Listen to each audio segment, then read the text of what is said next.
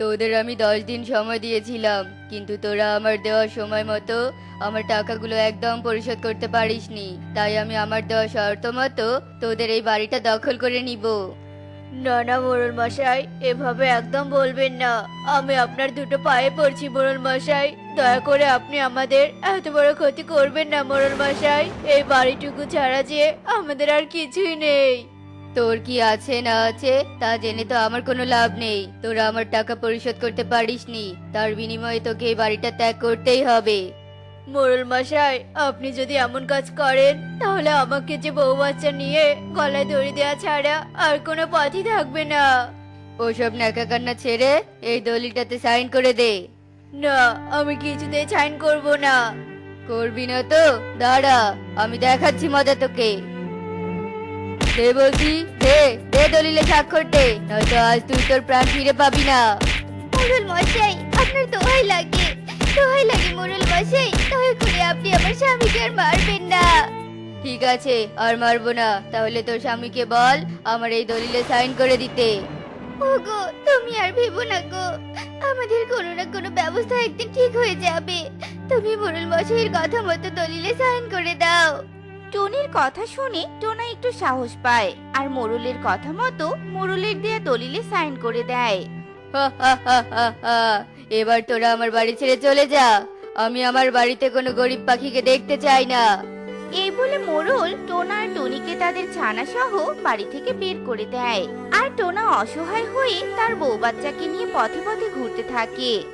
ওগো, এবার আমরা কোথায় যাব? আশেপাশে তো ধান ক্ষেত ছাড়া আর কোনো কিছুই দেখতে পাচ্ছি না। মা, তুমি ধান ক্ষেত ছাড়া কিছু দেখতে পাচ্ছ না? কি বললো? ওই তো দেখো, কত সুন্দর একটা বড় গাজর। ঠিকই তো, গাজরটা তো অনেক বড়। টুনি, গাজর দেখে আমার মাথায় একটা সুন্দর বুদ্ধি এসেছে গো। কি কি এমন বুদ্ধি বলো তো শুনি? এই বড় গাজরটা দিয়ে সুন্দর করে একটা বড় বাড়ি বানালে মন্দ হবে না। কিন্তু এখানে তো ধান ক্ষেত। তাতে কি হয়েছে? আমরা ধান খেতেই আমাদের কষ্টের বাড়ি বানাবো আর এখানে কষ্ট করে থাকবো। আচ্ছা ঠিক আছে, তুমি যখন এত করেই বলছো তখন চলো তাই করা যাক। এরপর দুজনে মিলে অনেক কষ্টে ধান খেতে সুন্দর একটা গাজরের বাড়ি বানায়। আর তারপর সবাই মিলে সেই গাজরের বাড়িতেই থাকতে শুরু করে। এদিকে ধান ক্ষেতের পাশে ছিল অনেক বড় একটা গাছ, আর সেই গাছে অনেকগুলো মৌমাছি এসে বাসা বেঁধেছে। সারাদিন এত মাংস খেতে কি ভালো লাগে? খালি মাংস আর মাংস, রুচির পুরো 12টা বাজিয়ে ছাড়বে। না, এভাবে আর চলা যাবে না। আমাকে আমার রুচি বদলাতেই হবে। আমাকে আমার রুচি বদলানোর জন্য মৌমাছির মৌচাকে যেতে হবে, আর আমাকে মৌমাছির মধু পান করতে হবে। হ্যাঁ। শিয়াল মধু পান করার জন্য মৌচাক খুঁজতে থাকে, আর খুঁজতে খুঁজতে সে গাছের কাছে গিয়ে পৌঁছায়। আরে বাহ, এ তো দেখছি মেঘনা চাইতেই জল। এবার আমাকে এই মৌচাকের মধুই খেতে হবে, আর আমার শরীরের পুষ্টি বাড়াতেই হবে। এই বলে শিয়াল মৌচাকের মধু খাওয়ার জন্য লাফ দিতে থাকে, কিন্তু সে কোনোভাবেই মধুর নাগাল পায় না। এদিকে শিয়ালের এমন লাফালাফিতে মৌমাছিগুলো সব বিরক্ত হয়ে শিয়ালের দিকে তেড়ে আসতে থাকে। ওরে বাবারে, মধু তো পেলামই না। এখন তো দেখছি পুরো মৌমাছির বংশ আবার দিকেই তেড়ে আসছে। শিয়াল রে, তাড়াতাড়ি পালা, নয়তো আজ আর জীবন নিয়ে বাড়ি ফিরতে পারবি না রে। এই বলে শিয়াল ছুটতে পালাতে থাকে, কিন্তু মৌমাছিগুলো তো নাছোড়বান্দা, তারাও দ্রুত উড়ে শিয়ালকে আক্রমণ করতে থাকে। ওরে বাবারে, ওরে মারে, মৌমাছির কামড়ে এত যন্ত্রণা কেন রে? ওরে হতচ্ছাড়ারা, ছাড় ছাড় বলছি রে। একবার যদি আমি তোদের হাত থেকে বাঁচতে পারি তাহলে তোদের সবগুলোকে আগুনে পুড়িয়ে ছাই করে দিব রে। আহ উহ। শিয়াল একা একাই বকবক করতে থাকে, আর মৌমাছিরা তাদের নিজেদের মতো করে শিয়ালকে কামড়িয়ে সেখান থেকে চলে যায়। আর এদিকে মৌমাছির কামড় খেয়ে শিয়ালের পুরো শরীর ফুলে যায়। ওরে মরে গেলুম রে, ও ওরে মরে গেলুম রে, আমায় বাঁচাও, বাঁচাও রে। আহারে শিয়াল দাদা, তুমি এভাবে কাঁদছো কেন গো? কি হয়েছে তোমার? এরপর শিয়াল টুনিকে সব কথা খুলে বলে। আহারে বেচারা শিয়ালটাকে বিষাক্ত মৌমাছিগুলো কি কামড়টাই না কামড়িয়েছে। একবারও যদি মৌমাছি কামড় দেয় তাহলে তো পুরো 1 মাস ব্যথা থাকে। চলো চলো, আমি তোমাকে আমার বাড়িতে নিয়ে গিয়ে ওষুধ লাগিয়ে দিচ্ছি। যা করবে তাড়াতাড়ি করো, আমি যে আর এই ব্যথা সহ্য করতে পারছি না। ওরে বাবা রে। টুনি কোনো কিছু আর না ভেবে শিয়ালকে নিয়ে তার বাড়িতে যায়, শিয়ালকে লাগিয়ে দেয়। এবার একটু শান্তি পেলাম। তোমাকে অনেক ধন্যবাদ আমার এত বড় উপকার করার জন্য। এবার বরং আমি আসি। আরে আরে, সবে মাত্র তো এলে, না খেয়ে কোথায় যাবে? আর বাইরে তো রাতও হয়ে গেছে। এমন সময় বাঘরাজা বাইরে বেরিয়ে আসে। তুমি যদি তোমার অসুস্থ শরীর নিয়ে তার সামনে যাও, বাঘ যখন তখন তোমাকে আক্রমণ করতে পারে আর খেয়ে ফেলতে পারে। তার থেকে ভালো তুমি আজকে থেকে যাও। আচ্ছা ঠিক আছে ঠিক আছে, তুমি যখন এত করে বলছো তখন না হয় থেকেই গেলাম। শিয়ালকে রেখে টুনি রান্নাঘরে চলে যায়। এদিকে শিয়াল মৌমাছির কামড় খেয়েও থেমে থাকে না। সে রাগে আগুন হয়ে মনে মনে ভাবতে থাকে, শয়তান মৌমাছি, তোরা আমাকে কামড়িয়েছিলি তাই তো? দেখ কাল সকালে আমি তোদের কি হাল করি। আর শিয়াল ঘুম থেকে উঠেই মশাল হাতে বেরিয়ে পড়ে আর সে গাছের তলায় গিয়ে দাঁড়িয়ে পড়ে। কাল তো খুব আমায় কামড়িয়েছিস, কিন্তু আজ কোথায় যাবি? হ্যাঁ, আমার হাত থেকে আজ তোদের কেউ বাঁচাতে পারবে না। হা হা হা হা হা। আজ আমি মুখে লেগে থাকার মতো মধু খাবো। হ্যাঁ। এই বলে শিয়াল মৌমাছিগুলোকে আগুন দিয়ে তাড়িয়ে দেয় আর মধু খেতে শুরু করে। কিন্তু মৌমাছিগুলো দূরে না গিয়ে আবারও এসে শিয়ালকে আক্রমণ করে বসে। ওরে হতচারা, ওরে তোদের হাত থেকে আমি বাঁচতে চাইলাম, আর তোরা কিনা আবার আমাকে আক্রমণ করলি। শিয়াল মৌমাছিগুলোর হাত থেকে বাঁচার জন্য দৌড়ে ছুটে টুনির বাড়িতে ঢুকে যায় আর মৌমাছিগুলো শিয়ালের পিছু পিছু টুনির বাড়িতে ঢুকে পড়ে।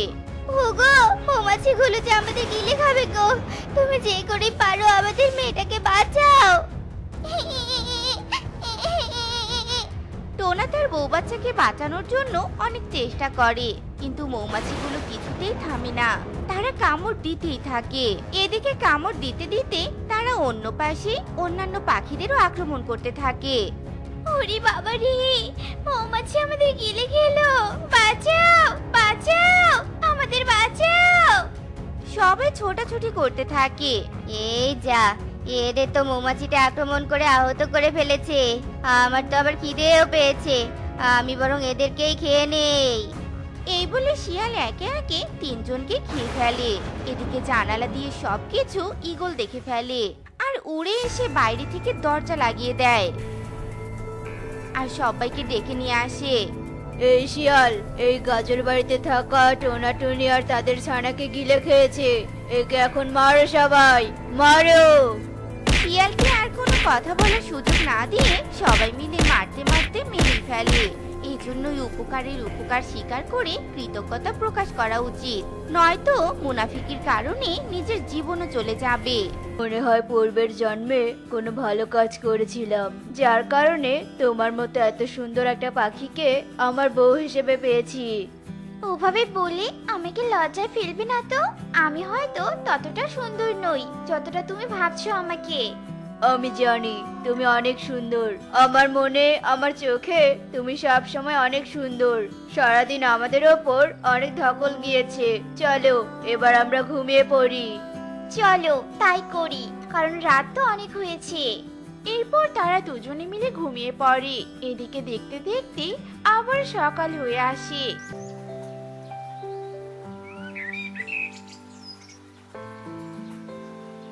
টুনি ঘুম থেকে উঠে তার গায়ে লাগানো সব মেকআপ তোলে আর চা বানানোর জন্য রান্নাঘরে যায় আর সবার জন্য চা বানিয়ে নিয়ে এসে টেবিলে রাখে আর টুনার কাছে যায়। কি গো, বেলা তো অনেক হলো, চা খাবে কখন? ওঠো, চা খেয়ে নাও। টুনির ডাক শুনে টুনা ঘুম ঘুম চোখে জেগে ওঠে আর টুনিকে কালো বর্ণের দেখে চিৎকার করতে শুরু করে। ওরে বাবা রে, ভূত! এই কে তুমি? এভাবে আমার ঘরে ঢুকেছো কেন? হ্যাঁ, আরে আরে, তুমি আমাকে দেখে ভয় কেন পাচ্ছো? আমি তোমার বউ টুনি। কাল রাতে যে আমাকে বিয়ে করে নিয়ে এলে, রাতে ঘুমিয়ে সব ভুলে গিয়েছো? আমি ফর্সা সুন্দর মেয়েকে বিয়ে করে নিয়ে এসেছিলাম, কিন্তু তুমি তো আলকাত্রার মতো কালো। তুমি কিছুতেই আমার বউ হতে পারো না। আমি সত্যি বলছি, আমি তোমার বউ। টোনা টুনির কোনো কথা না শুনে চিৎকার করতে থাকে, আর তখনই তার মা মিনু টুনটুনি দৌড়ে আসে।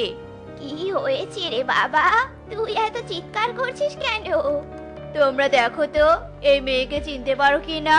কোথা থেকে এসেছে, আর এসে নিজেকে আমার বউ হিসেবে দাবি করছে। আমি মিথ্যে মিথ্যে দায়ী করছি না, আমি একদম সত্যি কথা বলছি। কাল রাতে আপনারা আমাকে এবারে বউ করে এনেছেন। আসলে কাল আমাকে মেকআপ পরিয়ে দিয়েছিল, যার কারণেই আমার আসল চেহারাটা বাইরে আসেনি। কি আমার সাথে এত বড় ধোঁকা? আমি কিছুতে এটা মেনে নিতে পারবো না। ঠকবাজ প্রতারক, এক্ষুনি বেরিয়ে যাও বলছি আমার বাড়ি থেকে। ওগো, তোমার দোহাই লাগে, আমাকে বাড়ি থেকে বের করে দিও না। আমি অনেক আশা নিয়ে এই বাড়িতে এসেছি। তোর আশা তোর কাছেই রেখে দে, বেরিয়ে যা বলছে এক্ষুনি। আমি তোর মুখটা আর দেখতে চাই না। দয়া করো, তুমি আমাকে বের করে দিও না গো। অন্তত পক্ষে তোমার বাড়ির কাজের মেয়ে করে হলেও আমাকে বাড়িতে রেখে দাও, তবু আমাকে তাড়িয়ে দিও না। শ্বশুর বাড়ি থেকে ফিরে যাওয়ার মেয়েকে যে কেউ পছন্দ করে না, কেউ আশ্রয় দেয় না। এমনটা করো না গো, এমনটা করো না। টুনির এমন কান্না দেখে সবার মনে মায়া হয়, আর বলে, ঠিক আছে, বাড়ি থেকে বের হতে হবে না, কিন্তু এ বাড়িতে তুই আমার বউ হিসেবে নয়, কাজের মেয়ে হিসেবেই থাকতে হবে। আমি তাতেই রাজি, আমি কাজের মেয়ে হয়েই থাকবো, তবু আমাকে তাড়িয়ে দিও না। কেউ আর কোনো কথা না বলে সবাই টুনিকে ফেলে নিজেদের কাজে চলে যায়, আর কালো বউ একা একাই কাঁদতে থাকে। গায়ের রং যে এত মূল্যবান সেটা এখন আমি খুব ভালো করে বুঝতে পারছি, কিন্তু আমি এই ধারণা পরিপূর্ণভাবে বদলে দিব। টুনি তার মনের চিন্তা ঠিক করে আর ঘরের কাজ করতে থাকে। এরপর থেকে টুনি বাড়ির কাজ করতে থাকে আর বই নিয়ে পড়তে থাকে। এই মেয়ে, কাজ বাদ দিয়ে বই নিয়ে এভাবে রং তামাশা করছো? বাড়ির কাজ কে করবে শুনি? মা, আমি তো বই নিয়ে পড়াশোনা করছি, কোনো রং তামাশা তো করছি না। আর সময় মতো তো আমি আমার বাড়ির সব কাজ করে দিচ্ছি। সে তুমি যাই বলো না কেন, আমার এই বাড়িতে কাজের মেয়ের কোনো পড়াশোনা চলবে না। বই খাতাগুলো বাইরে ছুঁড়ে ফেলে দিয়ে এসো, নয়তো এগুলো আমি পুড়ে ছাই করে দিব, এই বললুম। ঠিক আছে মা, আপনাকে আর মাথা গরম করতে হবে না, আমি একটু পরেই ফেলে দিয়ে আসবো। আচ্ছা ঠিক আছে, মনে থাকে যেন। মিনু আর কোনো কিছু না বলে সেখান থেকে চলে যায়। এদিকে দেখতে দেখতে রাত হয়ে আসে।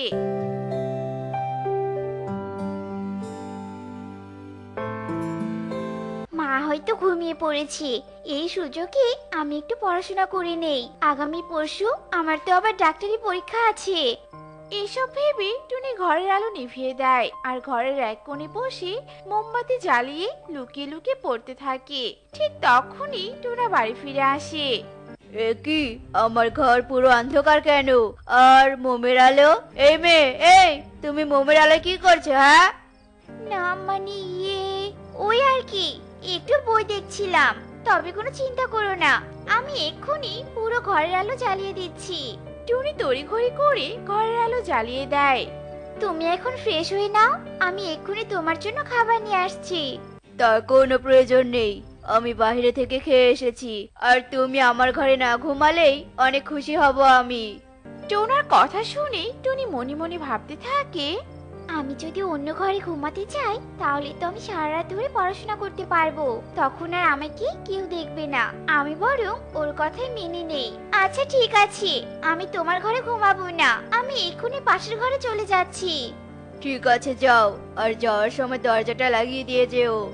একটা কথা বলার ছিল, আমার আগামী পরশু মেডিকেল পরীক্ষা। তুমি যদি কাল আমাকে একটু কলেজে দিয়ে আসতে আর সাথে কিছু টাকা দিতে, তাহলে আমি পরীক্ষার সব ফি পরিশোধ করে দিয়ে আসতাম। ওইসব আজাইরা কাজে আমি টাকা খরচ করতে পারবো না। এতই যখন পড়াশোনা করার ইচ্ছা, তখন বাবার বাড়ি থেকে টাকা এনে পড়াশোনা করো, আমার কাছে ঘ্যান ঘ্যান করো না। টুনি আর কোনো কথা না বলে মাথা নিচ করে, তার বই খাতাগুলো নিয়ে ঘর থেকে বেরিয়ে পাশের ঘরে চলে যায় আর এক ধ্যানে পড়তেই থাকে। পড়তে পড়তে কখন যে সে ঘুমিয়ে পড়ে সে নিজেও জানে না। এদিকে টোনাও চুপি চুপি তার ঘরে আসে আর কিছু টাকা টুনির পাশে রেখে চলে যায়। এদিকে দেখতে দেখতে সকাল হয়ে আসে।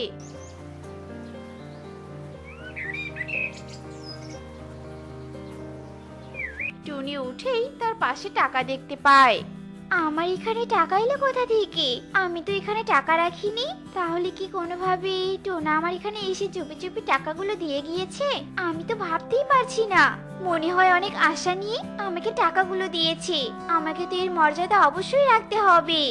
টুনি খুশি মনে বাড়ির কোনো কাজ না করে কলেজে চলে যায়। এদিকে মিনু টুনিকে খুঁজে না পেয়ে ভীষণ রেগে যায়। নিশ্চয়ই ওই ফকিনীর বাচ্চা মেয়েটা কোথাও আড্ডা দিতে চলে গিয়েছে। আজকালে আসুক বাড়িতে, তারপর ওর একদিন কে আমার একদিন। মিনু ঝাড়ু হাতে নিয়ে দরজায় বসে থাকে। এদিকে দেখতে দেখতে সকাল গড়িয়ে বিকেল হয়ে আসে আর টুনিও তার কাজ শেষ করে বাড়ি ফিরে আসে। এই যে নবাব জাদি, আসার সময় হলো। তা কোথায় যাওয়া হয়েছিল শুনি? না মানে মা, আমার তো পরীক্ষা, তাই আর কি কলেজে গিয়েছিলাম। যেখানে আমি তোর বই খাতা ফেলে দিতে বলেছিলাম, আর সেখানে কিনা তুই কলেজে গিয়েছিস। আজ তো আমি তোর শেষ দেখে ছাড়বো। এই বলে মিনু ঝাড়ু নিয়ে টুনিকে মারতে থাকে আর মেরে টুনিকে আহত করে ঘরেই ফেলে রাখে। এভাবেই দেখতে দেখতে দুদিন কেটে যায়।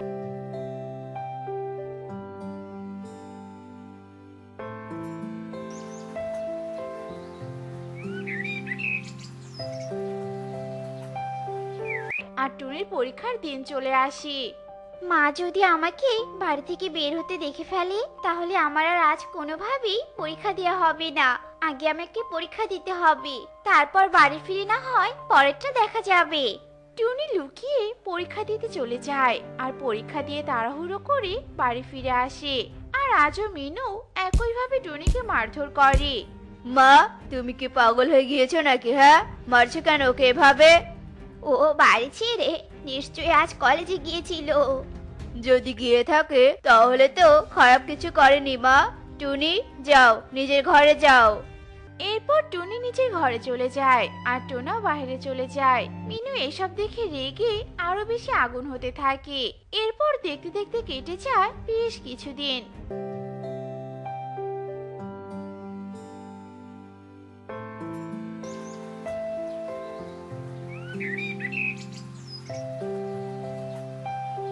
আর তারপর হঠাৎ একদিন এক ডাক পিয়ন আসে চিঠি নিয়ে। টুনি নামের একটা চিঠি এসেছে। চিঠি? আচ্ছা ঠিক আছে, ধন্যবাদ। কি আছে রে বাবা ওই চিঠিতে?